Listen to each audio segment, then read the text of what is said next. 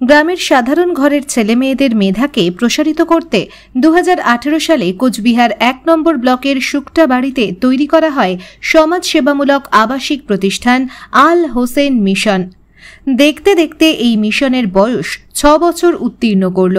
এরই মধ্যে পুরো এলাকা জুড়ে যথেষ্ট সাড়া ফেলেছে এই মিশন। বর্তমানে এর ছাত্রছাত্রীর সংখ্যা প্রায় 200 জন।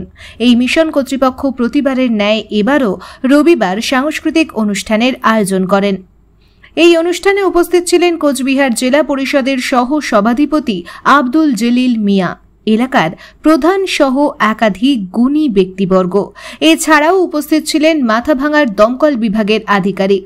দমকল বিভাগের তরফ থেকে হঠাৎ লেগে যাওয়া আগুন কিভাবে নিয়ন্ত্রণে আনা হবে তা নিয়ে ছাত্রছাত্রীদের মাঝে একটি শিক্ষামূলক ডেমো সেশন দেখানো হয়। এরপর মিশন কর্তৃপক্ষের তরফ থেকে জানানো হয় অনেকটাই সাফল্যের চূড়ায় পৌঁছে গেছে তাদের ছাত্রছাত্রীরা। গত বছর বঙ্গীয় ভূগোল মঞ্চ থেকে 2য় স্থান অধিকার করে ইমতিয়াজ হোসেন।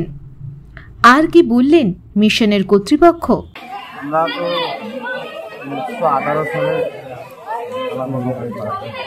2018 সালে মিশন প্রতিষ্ঠা করি। আমার মাথায় প্রথম অত্যাধুনিক মানের আধুনিক প্রযুক্তিতে তৈরি বাতানুকূল রেস্টুরেন্টে ইন্ডিয়ান, সাউথ ইন্ডিয়ান, চাইনিজ ডিশের বিপুল সম্ভার নিয়ে হাজির হয়েছে নিউ কোচবিহার রেল স্টেশনের সম্মুখভাগে অবস্থিত রেল কোচ রেস্টুরেন্ট। আমাদের যোগাযোগের নম্বর 8972843655। সমাজের বাচ্চারা পিছিয়ে পড়তেছে, সেই সমাজকে কীভাবে আগে এগিয়ে নিয়ে যাওয়া যায় সেই চিন্তার থেকে পরিকল্পনা করে আমি 2018 সালে এই মিশন প্রতিষ্ঠিত করি এবং আজকে প্রত্যেক বছরের নয় এই বছরও সেই প্রতিষ্ঠা দিবস অনুষ্ঠান পালিত হচ্ছে। আজকে আমাদের 7তম প্রতিষ্ঠা দিবস।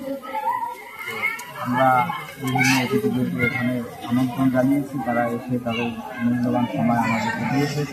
যেমন কোচবিহার জেলা পরিষদের সভাধিপতি আব্দুল জলিল আহমেদ আমাদের মাঝে উপস্থিত হয়েছিলেন।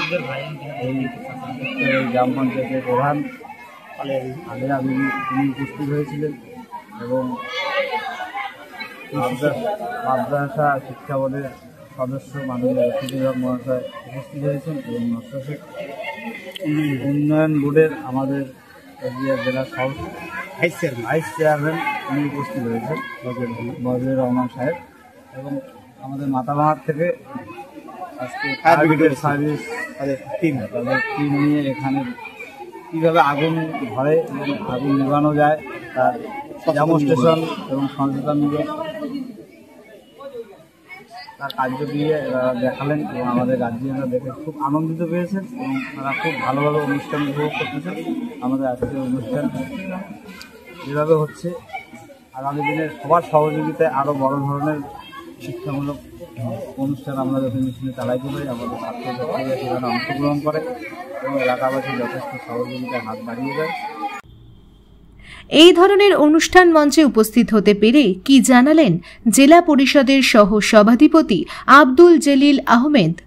শিক্ষামূলক অনুষ্ঠান, এই অনুষ্ঠানে আসার জন্য আমি কর্মকর্তা ধন্যবাদ জানাই।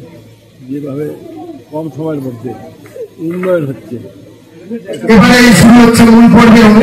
এত এইভাবে উন্নয়ন হচ্ছে, ঘর দুয়ার জায়গা জমি একবারে সব হয় না, এতগুলো ছাত্র হচ্ছে।